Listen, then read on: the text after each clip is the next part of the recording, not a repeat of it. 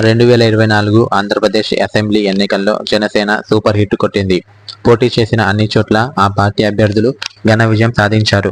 21 ఎమ్మెల్యేలు, 2 ఎంపీ సీట్లలో గెలిచి 100% స్ట్రైక్ రేటు నమోదు చేశారు. ఈ క్రమంలోనే పిఠాపురం అసెంబ్లీ నియోజకవర్గం నుంచి పోటీ చేసిన పవన్ కళ్యాణ్ సైతం సూపర్ విక్టరీ కొట్టాడు. వైసీపీ అభ్యర్థి వంగా గీత మీద సుమారుగా 70,000 ఓట్ల పైచిలుకు మెజారిటీతో గెలుపొందాడు. 2019 ఎన్నికల్లో పోటీ చేసిన 2 చోట్ల ఓడిపోయిన పవన్ కళ్యాణ్ ఈసారి తాను గెలవడమే కాకుండా తన పార్టీ నేతలు అందరినీ గెలిపించుకున్నాడు.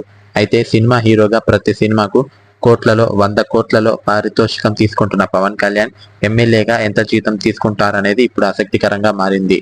చట్టసభలకు ఎన్నికైన ప్రజాప్రతినిధులకు మన దేశంలో నెలవారీ జీతం ఉంటుంది.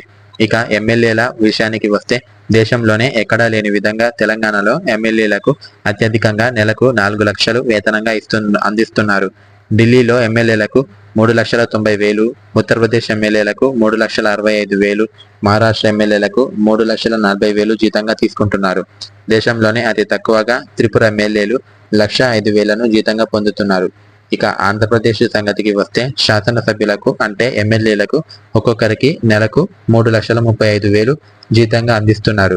ఈ విధంగానే పిఠాపురం నుంచి ఎమ్మెల్యేగా గెలిచిన పవన్ కళ్యాణ్ కు సైతం నెలకు 3,35,000 జీతం తీసుకోనున్నారు. ఒకవేళ మంత్రి పదవి తీసుకుంటే వేతనం మరింత పెరిగే అవకాశం ఉంది. మరోవైపు ఇటీవల ఎమ్మెల్యేలు, ఎంపీలతో సమావేశమైన పవన్ కళ్యాణ్ ఎమ్మెల్యేగా పూర్తి జీతం తీసుకుంటానని చెప్పాడు. దీంతో ఎమ్మెల్యేగా పవన్ కళ్యాణ్ జీతం ఎంత అనే దానిపై సోషల్ మీడియాలో చర్చ నడుస్తుంది.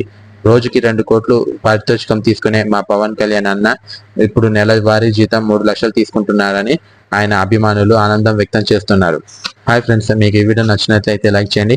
అలాగే ఇలాంటి మరిన్ని ఇంట్రెస్టింగ్ వీడియోస్ కోసం మా ఛానల్ను తప్పకుండా సబ్స్క్రైబ్ చేయండి ఫ్రెండ్స్. మంచి ఇంట్రెస్టింగ్ వీడియోస్, న్యూస్, అప్డేట్స్ మన ఛానల్ వస్తూనే ఉంటాయి. ప్లీజ్ లైక్ చేయండి, సబ్స్క్రైబ్ చేయండి, సపోర్ట్ చేయండి ఫ్రెండ్స్. Bye friends.